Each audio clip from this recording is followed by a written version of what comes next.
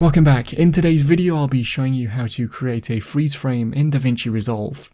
Remember to leave a like and feel free to subscribe if the video helps. Let's get into the method.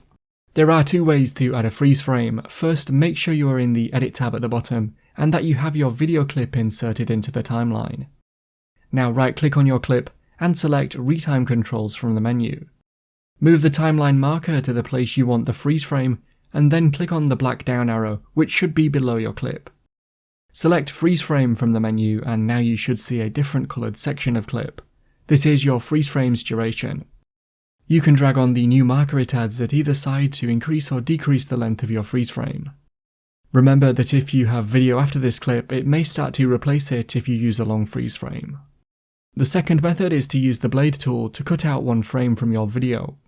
Move the timeline marker to the place you want the freeze frame and use the B key to enable the blade tool and then click on your video to cut it at this point.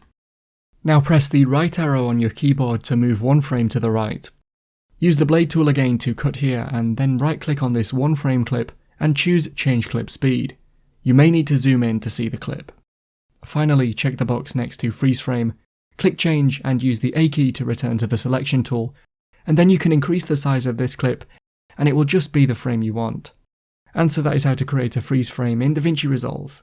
Click the card on screen now to watch a video of mine showing you 10 easy ways to speed up your Windows PC. If you have any questions, then let me know in the comments below, and if you did find today's video helpful, remember to leave a like and feel free to subscribe for more tips in the future. Be sure to stick around to see some of my other videos that you might be interested in. Thanks so much for watching, and I will see you in another video.